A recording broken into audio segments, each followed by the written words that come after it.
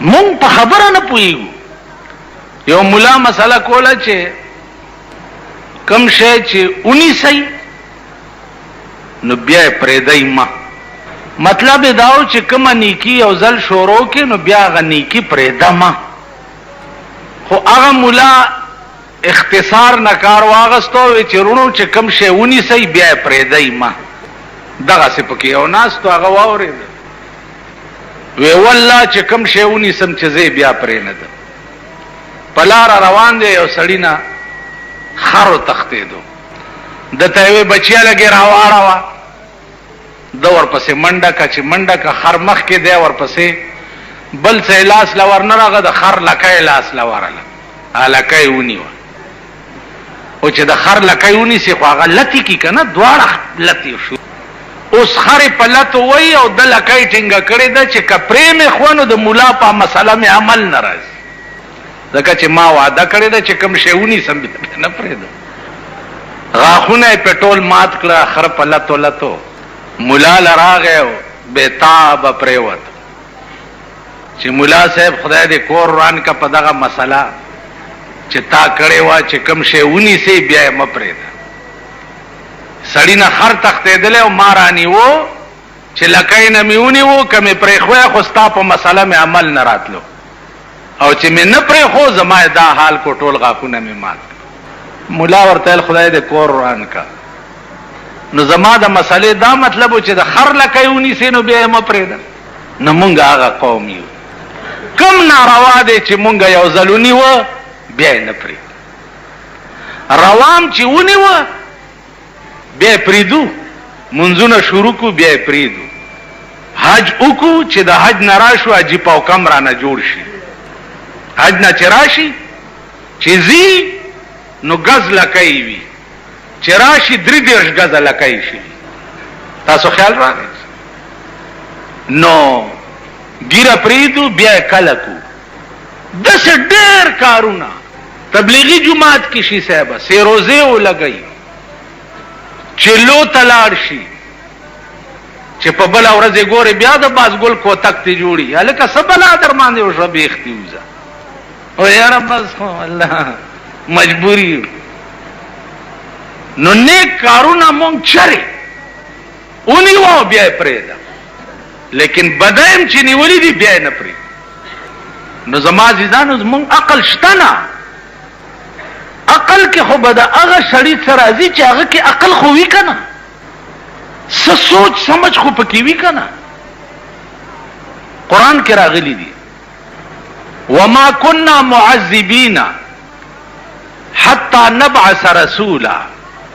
زه به تر هغې یو قوم ته عذاب نه ورکوم چې تر څو مې هغې ته رسول نه یې لیږلی. تر هغې پورې به زه دې قوم ته عذاب نه ورکوم. د امام ابو حنیفه رحمت الله علیه مذهب دا دی چې وما كنا معذبین حتی نبعث رسولا. دلته د رسول نه مراد عقل کامل او عقل سلیم مراد دی. دا مصطلح رسولان نه دی مراد. زه به تر هغې یو قوم له عذاب نه ورکوم چې څو پورې مې هغه قوم ته عقل کامل نه یې ورکړی. د امام ابو حنیفه رحمت الله علیه مسلک دا دی چې 1,24,000 پیغمبرانو کې که یو پیغمبرم دنیا ته نه وی راغلی نو هر سړی په دې مکلفو په عقل باندې به د خدای پیژندی. وګوره ابراهیم علیه السلام معصوم بچی دی. نورې ولیدو قال هذا ربي دا زما خدای دی. فلما فلا چې نور پرېوتو ابراهیم علیه السلام قال لا احب الافلین فنا کېدونکې زما خدای نه دی. سپوږمۍ ولیده هذا ربي فلما فلا قال لا احب الافلین. معصوم د غېږې بچی ته په عقل کامل سره دا معلومیږي چې الله لازوال ذات ته الله موجود ذات ته افنا کیږي نه.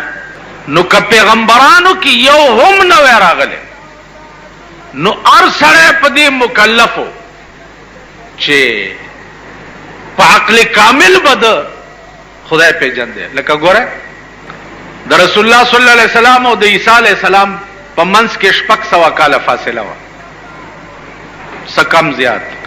دې ته زمانہ د فطرت وای. په دې 600 کاله کې پیغمبر نه و. اوس علما وایي چې دې 600 کاله کې کم خلق پیدا شوي دي. ما په خبرو پوهېږئ؟ خبرې ګرانې دي، مشکله ده چې پې پوهېږئ ماما.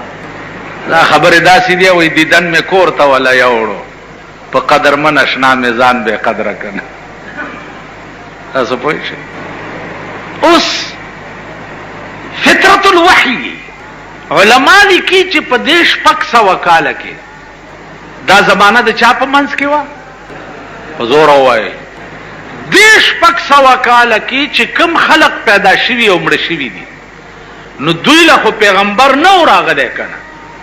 نو چې پیغمبر را نغی هدایت ورته نه رسېدو او بیا دوی بې هدایت نه مړه شو، نو دوی بیا جهنم ته لېږل دا زیاتی نه دی؟ الله به دوی جهنم ته ولې لیږي؟ ځکه چې پیغمبر یې ورته نه دی را لېږلی. پیغمبر راغلی وی او دوی نه وی منلی، بیا جهنم ته د دې 600 کالو خلق تله پکارو. پیغمبر را نغی نو بیا به دوی جهنم ته ولې الله لیږي؟ دلته هم دا جواب دی چې دا زمانہ د فطرت الوحی وه. په دغه زمانہ د 600 کالو کې چې کومو کسانو خالی دومره منلی دي چې د دې کائنات مالک خدای دی او دا کائنات خدای پیدا کړی دی او دوه نه دي یو خدای دی، خو چې دومره په دماغ کې راغلی دي نو د دې 600 کالو خلق بم جنت ته ځي. نه منځونه کړي او نه حجونه کړي او نه روجې نیولې دي او نه څه کړي دي او نه څه کړي دي نه څه کړي، خو چې خالی په عقل سره د کائنات کې سوچ کړي او په سوچ دا معلوم کړي چې دا هیڅ موجود بے موجوده نه، نو د دې موجوداتو مالکم څوک شته او دوه ولې نه دي یو ولې دی؟ ځکه چې دوه وی نو دا کائنات به اوسه پورې رنګ وی، دا بوران وی، یو به ویلی باران کوم بل به ویل نه کوم، په جګړه به وی کائنات بوران شوی وی. لکه ملکونه چې په یو حال نه پاتې کیږي سره وران شي. یو ملک یو څه وی، لکه یو ځلې چین الزام لګولی په هندوستان باندې چې تاسو زمونږ ګډې پټې کړي، بانه یې وله جوړوله، سره ټسو مارې جوړ کړ. مونږ او هندوستان سره زمونږ یو اډوکی په منځ کې پاکستان شریف پرېښی دی، اډوکی غوښې تقسیم کړي دي، اډوکی پرېښی دی چې هغې ته کشمیر وایي. نو هغه اډوکی تر اوسه پورې لا په دې ملک کې پروت دی. هندوستان هم ورته غړمبېږي او مونږ هم ورته غړمبېږو. نو مونږ چې نوی حکومت جوړو نو هغې کې یو وزیر د امور کشمیر وزیر هم پکې جوړ کړو. تاسو خیال راغی؟ یو وزیر پکې د امور کشمیری. نو هغه کشمیر اډوکی چې دی الله زمونږ خولې ته راځي او نه د هغې خولې ته راځي. نو داسې ملکونه لکه څنګه چې بچ نه پاتې کېږي، داسې که خدایان دوه وی نو دا کائنات بم کروڑونه او لکونه او اربونه کاله وشو تر اوسه بچ نه وی پاتې، وران به وی. او دا الفاظ قرآن ویلی دي چې لو کان فیهما آلهة الا الله لفسدتا. اے پیغمبره دې قوم ته ووایه که په دې کائنات کې د یو نه سوا ډېر خدایان وی نو لفسدتا، دا ځمکې او اسمانونه به دواړه وران شوي وي. نو اوس په عقل هم تاسو ګورئ چې د دې ملکونو څه حال دی په خپلو کې. څه مونږ مسلمان قوم د خدای نه باغیان یو، که څه نه مي د یرې لباس راغوستولی شوی دی. اخبار کې راشي چې پلاني ځای کې میزایل راوغورځېدو او پلاني ځای کې دغه راکټ څه نوم دی سکټ شاورلیټ. ما خو درته ووایې که نه چې والله که په شد اوبو دی